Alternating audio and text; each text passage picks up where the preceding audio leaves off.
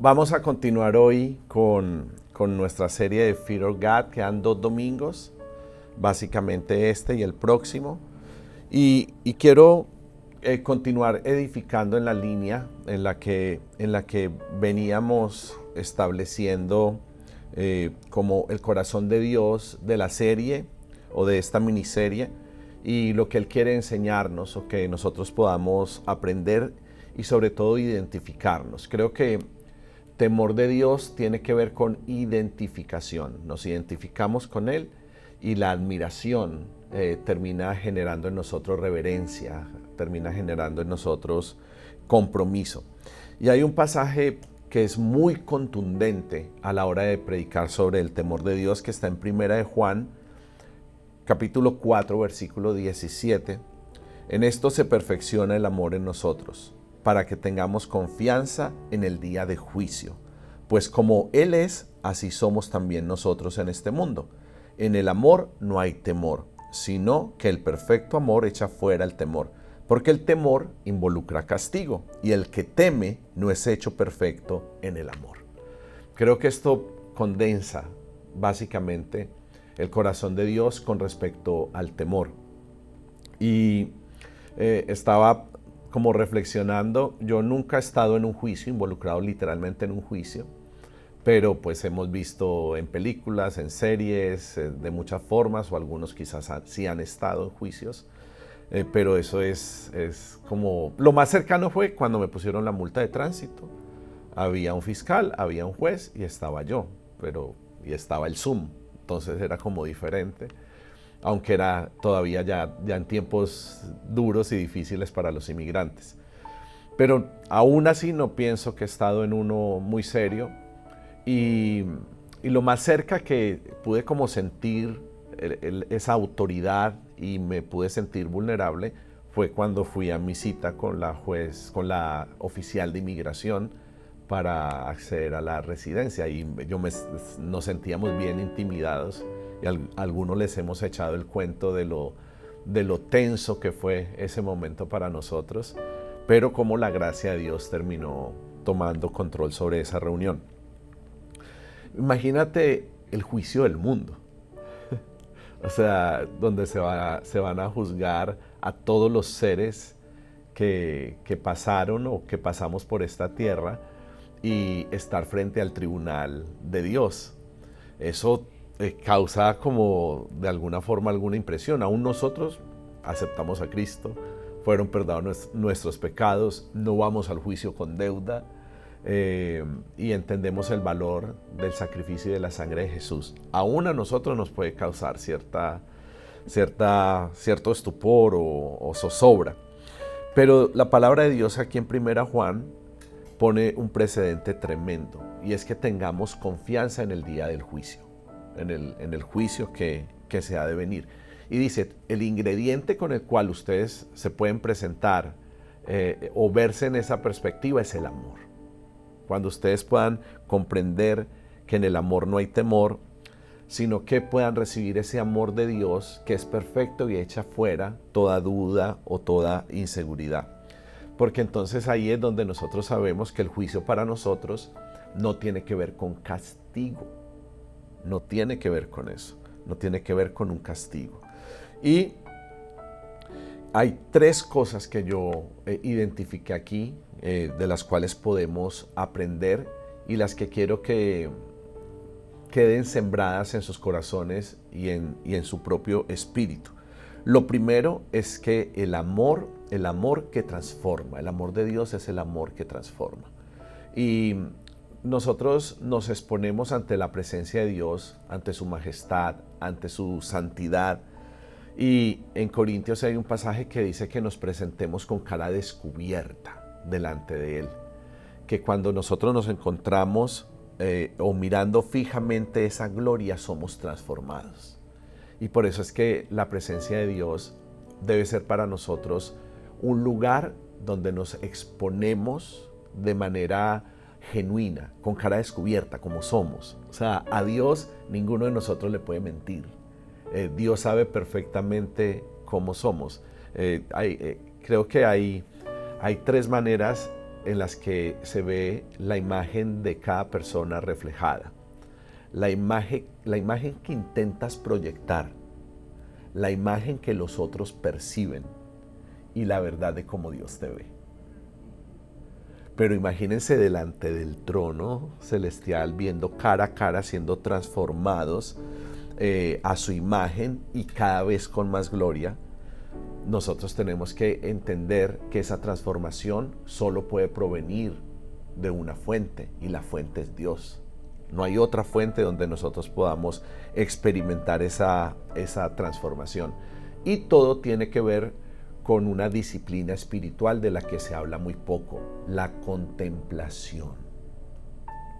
Contemplación es buscar la presencia de Dios, simplemente meditando en lo que Él ha hecho, pensar en toda la creación, todo lo que Él ha creado, empezar a meditar en la grandeza de Dios, en su majestuosidad, y poder empezar a conectarse con ese Dios creativo y poderoso y glorioso. Aún meditar en las obras bíblicas, por ejemplo, que sabemos que Él ha hecho, que abrió un mar, que cayó maná, que libró al siervo a los siervos de los leones.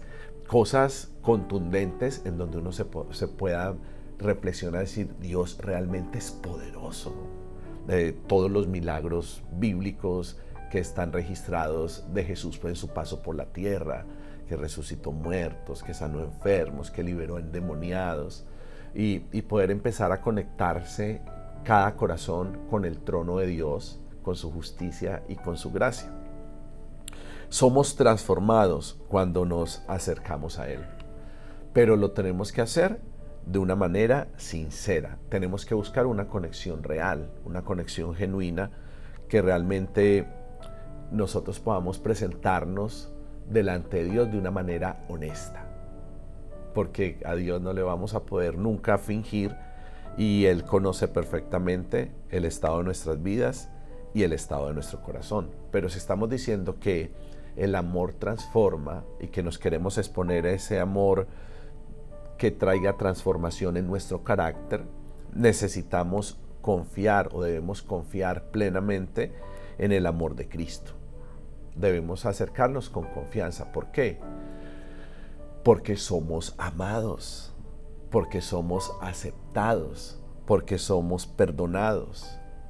Aún podemos experimentar libertad para vivir para Él, pero necesitamos creérnoslo. Necesitamos creer que realmente Dios nos ama, entender que Él le entregó su vida por nosotros de manera personal. Él murió en la cruz por Wilson. Él murió en la cruz por mí. La salvación no tenía que ver con... Murió por esa multitud de gente en donde quizá yo estoy incluido. No, murió por mí. La salvación tiene título personal. Él murió por mí, murió por mis pecados, murió por mis transgresiones, murió por mis fallas, por mi propia humanidad. Y cuando lo empezamos a entender así, empezamos a comprender un poco más la realidad del amor de Dios en nuestras vidas. Entonces, este es el desafío, exponernos para que nuestra moral, nuestra cultura, nuestras tradiciones puedan ser realmente transformadas por la verdad de Cristo. Pero para poder experimentarlo es necesario conocer a Dios, es necesario entenderlo y es necesario experimentarlo. Tiene que ver con entender, con comprender. Muchas veces empieza de una manera de conocimiento, un tanto intelectual, pero sin permitir que el centro de nuestra búsqueda de Dios sea intelectual, porque a partir de ahí ya estamos filosofando, no nos estamos acercando realmente a Él. Entonces, si algo quiere hacer el Espíritu Santo con nosotros en nuestras vidas, es que podamos entender que temor de Dios no es terror a Dios. Porque hay muchas religiones, y yo creo que quizás algunas denominaciones, que utilizan ese el terror incluso para evangelizar, para que las personas acepten el reino o acepten a Dios. Pero esa base nunca va a ser buena, porque eso nos va a terminar en algún momento de esa relación que se estableció, nos va a terminar alejando de la verdad del corazón de Dios, porque el perfecto amor echa fuera el temor. Entonces no podemos vivir de manera contraria. Nada fomenta más la valentía que una clara comprensión de la gracia. Comprender la gracia nos va a hacer mucho más valientes. Yo he escuchado a teólogos decir que tienen testimonios de gente que cuando comprendió la gracia se fueron a pecar, porque sabían que iban a ser perdonados. Es algo testarudo de la carne, obviamente.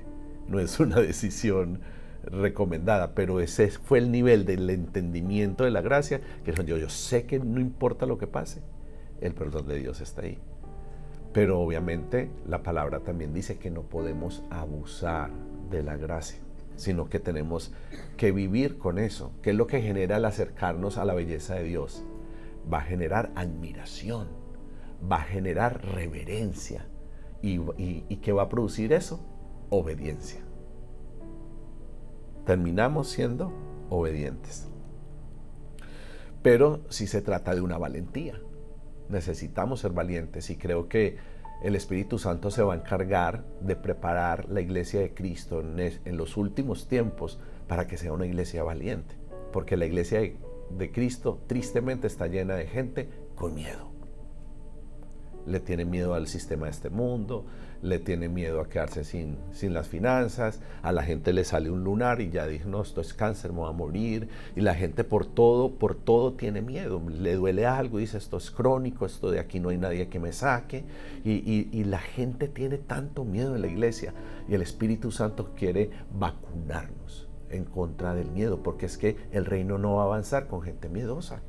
Es que si diezmo, me voy a quedar sin el presupuesto para la renta. Si diezmo, me voy a quedar sin el dinero para pagar el mercado. Si doy la primicia, entonces se me acabó el crucero.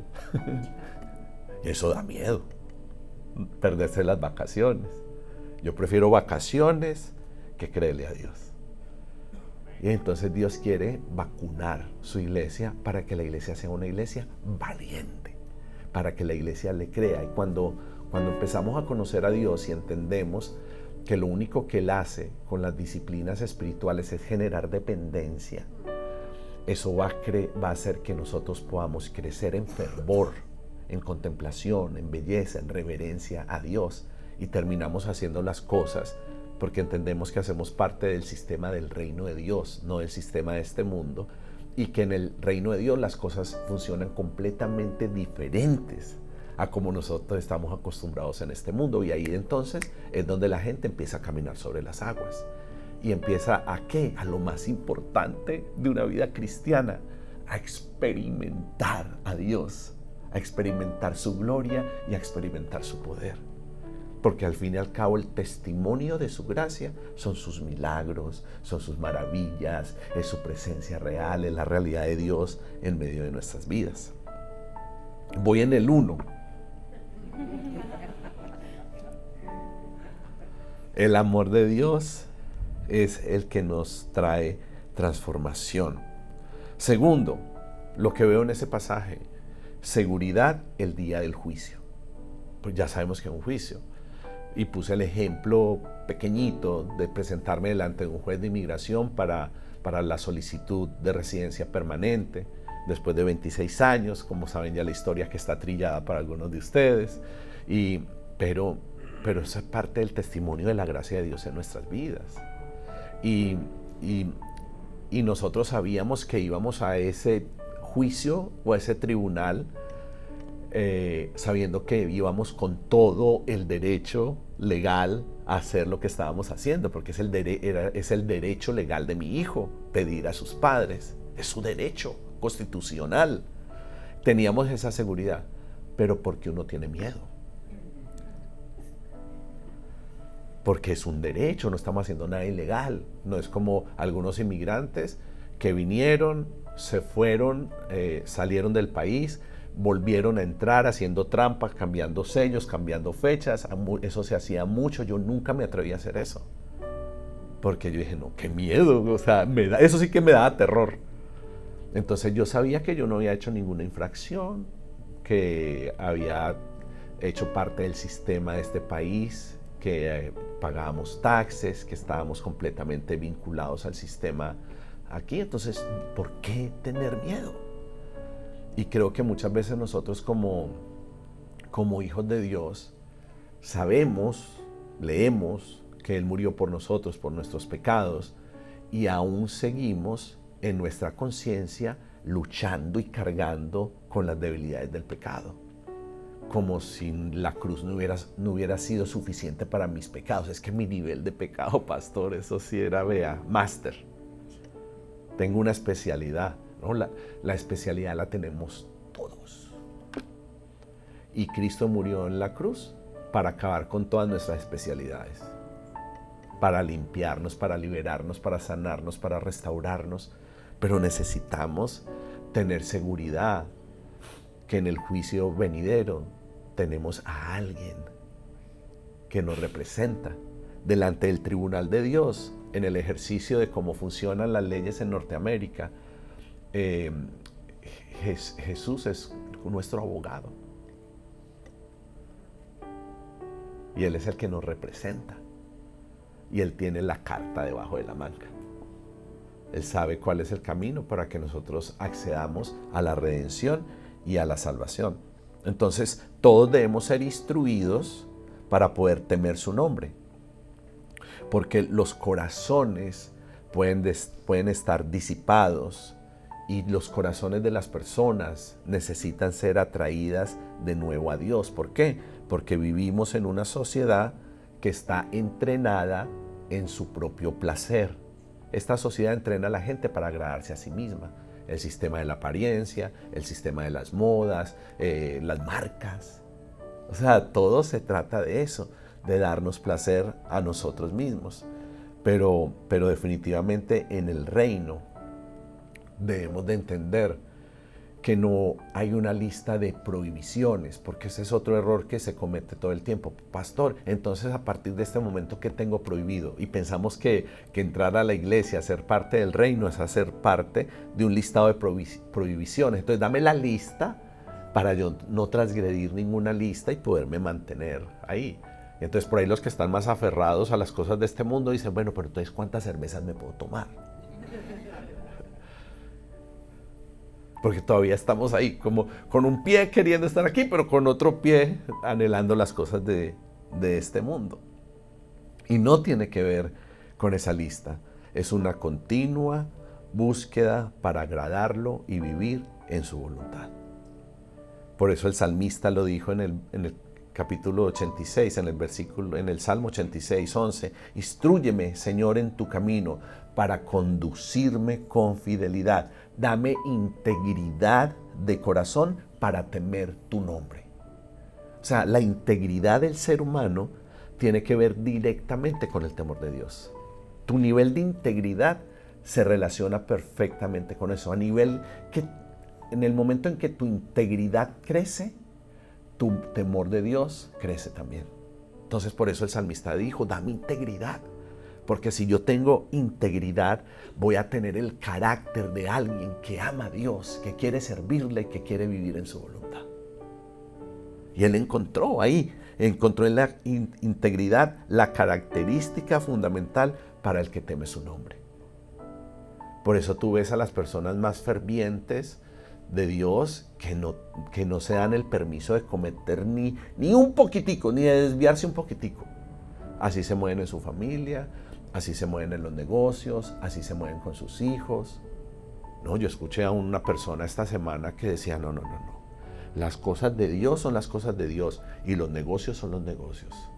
Yo decía, wow. Qué nivel de confusión. Y muchas veces puede ser un ministro el que dice estas cosas. Pero la integridad no dice este es el lugar de integridad donde voy a operar. Porque es que ser íntegro aquí estas 2 horas pues, está bien, ¿verdad? Con todo eso y nos da rabia y nos peleamos los unos con los otros. Pero digamos que ser íntegros aquí, en la iglesia, es de alguna manera más sencillo.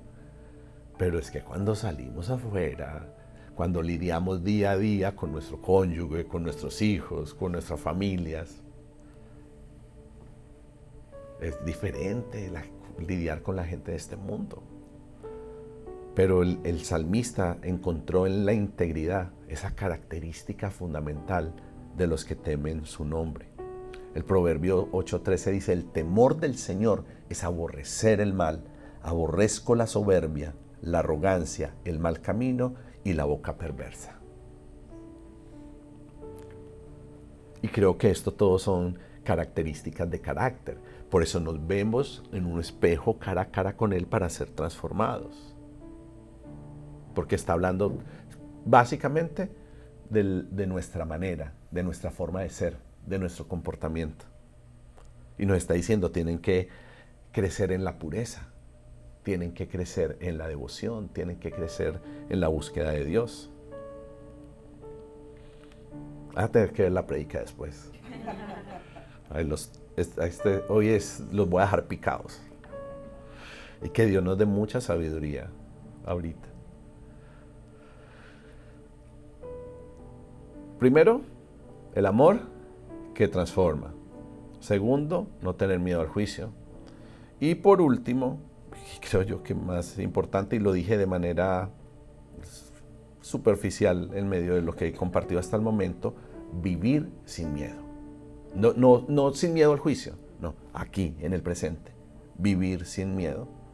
Hace algunos años hicimos una serie que se llamó Fear, pero no desde la perspectiva de Fear of God, sino desde otra perspectiva. Y venía como continuación de la serie SAD, Super Attitude Daily, ¿verdad? Que confrontando la palabra en el inglés y diciendo su verdadero significado. Y pues la segunda parte fue Fear, False Expectations Appearing Real, un pronóstico falso de algo que parece real, cambiándole el significado a las palabras, para que cada vez que nosotros tengamos miedo, entendamos que es una falsa expectativa, que no tiene que ser una realidad y una verdad. Entonces, el temor, la inseguridad y la duda son mejores amigos. Y las consecuencias de vivir en esto son definitivamente temor, fracaso, rechazo, calamidad. Pero ¿cuál es el antídoto a todo esto? Dependencia y fe. Por eso necesitamos seguir creciendo y hemos sido tan insistentes en predicar sobre la gratitud, porque la gratitud erradica el miedo. Les dije, empiece su día teniendo contemplación como una disciplina espiritual. O sea, no cante, no lea, no, contemplación. Estás meditando en la presencia de Dios, en su poder, en su grandeza, en su amor, en su obra en la cruz, y te conectas con Él. El siguiente día, no voy a hacer contemplación, voy a traer gratitud. Y usted empieza a agradecer a Dios, y mientras usted agradece a Dios, usted se pone valiente. Usted coge fuerza, usted erradica el miedo. Cuando usted empieza con gratitud, empieza a derribar la ansiedad, usted es ministrado por su paz, y cuando menos piensa, mientras está siendo agradecido con Dios, usted se llena de tranquilidad. Mire esto, los evangelios en la Biblia contienen un promedio de 125 ordenanzas. No es te sugiero, son ordenanzas. 125 ordenanzas. De ese número, de 125, 21 dice no temáis o no temas. Estoy hablando de las ordenanzas. Y inmediatamente la reemplaza directamente por confiad o tened ánimo o ten ánimo. Entonces con esto podemos decir que la declaración que Jesús hizo con más frecuencia fue no temáis. contrario a lo que vemos a nuestro alrededor. Se lo está hablando un ex miedoso. De verdad, o sea, ustedes saben, muchos de ustedes saben que yo era capaz de pagarle plata a Erika para que matara a la cucaracha. Y ella era feliz que salgan porque ahí me hago las lucas. Y era miedo, tenía miedo a sentir dolor, tenía miedo a un montón de cosas, tenía miedo a montarme un avión, tenía miedo a qué va a pasar con la iglesia, qué va a pasar con nosotros, tenía miedo a todo, era bien gallina.